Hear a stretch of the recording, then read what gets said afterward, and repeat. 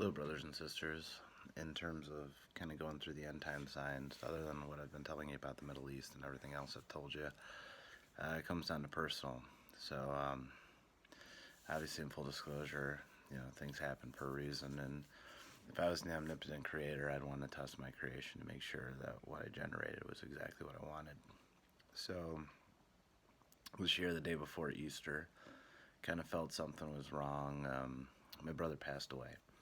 So he passed away probably an hour before Easter occurred, and I've been praying since and just hoped he was doing well.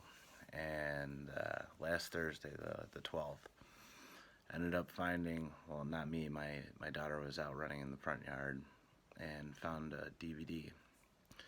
Now, the DVD, in particular, I have a pretty large front yard, but the DVD was when my brother was in an Easter play almost 7 years ago. And obviously there's a number of reasons there. But 7 years ago he played Jesus in our Easter play in our local church. And that DVD came out of nowhere. I've always had one copy. I randomly came across my copy of that the day before, so the 11th, so 4/11. And I mean, it just reaffirmed in my mind that there is nothing that's left to chance. God's already in control. So for me, I think I'm pretty well I'm waiting for Middle Eastern things to kind of heat up, whether it be Assad goes down or somebody is provoked to be more hostile, and then the war begins, because that's really what I'd be looking for, to kind of pivot the tables before the Antichrist can come up and he's revealed and we're out here. But I mean, the key thing for everybody to always remember is that whenever you hear people talk about the end times and Satan and everything, I always hear the Rothschild side of it, and it's going to come through Rome, and you have this mentality of aliens and everything else. But what we do know about Satan from the history of the Bible is he kept standing in front of God and judging humans, and basically we know a lot of this from Job. So we know exactly what type of character Satan is he fell, and then he's constantly trying to re-justify how could God have any mercy on humans if, they're so much more filthy than I am, which makes me to believe he's probably not as, well, he portrays himself as an angel of light, right?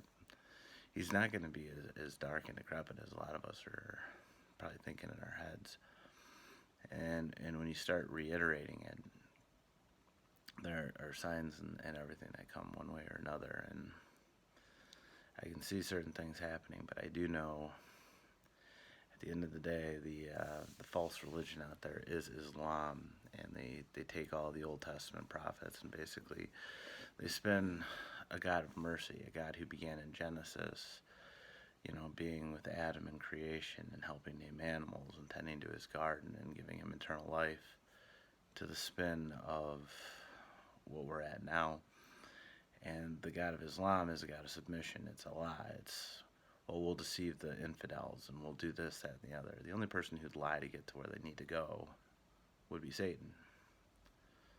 I mean, that's just a religion of submission. It's jihad. It's everything that's related to it.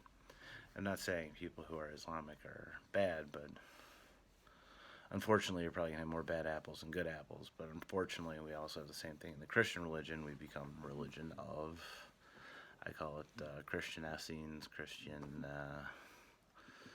we're our own sepulchres, right? We put so much doctrine in there, we forget that the whole gospel is about loving and forgiveness and compassion and peace and all the fruits of the Spirit, which is really what it's always down to. So I don't know when everything's going to hit. I just know it's going to be soon. And what I can sit back and say is, if you were iterating to me, who do I think makes it? I would probably take more followers than leaders. So I don't know how many pastors may or may not make the cut, but I would say that their students would, because they were trying to follow and do what they were in the best capacity that they could. I'd also say that if you have a very hostile doctrine, one that throws contempt on people, everything else.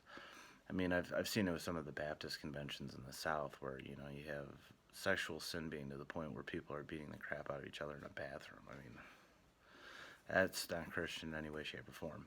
But it's passed as a doctrine. I've seen, you know, inbreeding religions and some of the Midwestern areas out here where you basically have inbreeding and kind of sticking together, which I can understand from like the whole Pauline, you know, separate yourselves. But there's a point where it becomes, you know, how do you bear fruit if you don't sow seeds, right? And so if you're not sowing seeds, it doesn't make any sense. But again, realize if it's not contributing to the fruit of the Spirit, that's the entire problem. And you have to remember there's a consistency principle here. The message of Christ is not consistent with anything other than a gospel of love, forgiveness, peace, and kind. All the fruits of the Spirit Paul talked about. And if you understand that, then you'll understand that if you made it, it's because you were a compassionate and good person. Again, you represented just what the prisoner on Calvary did, is that he recognized his fault, he recognized his sin, but knew Jesus was a Savior, but also that he deserved what he got, right? And that's the point, is that we don't deserve what we're getting with salvation, but at the same standpoint, we recognize we don't. And that recognition is what also causes community and heaven to exist. And anything else is just going to be problematic. But, anywho, fair to share a personal story. God bless.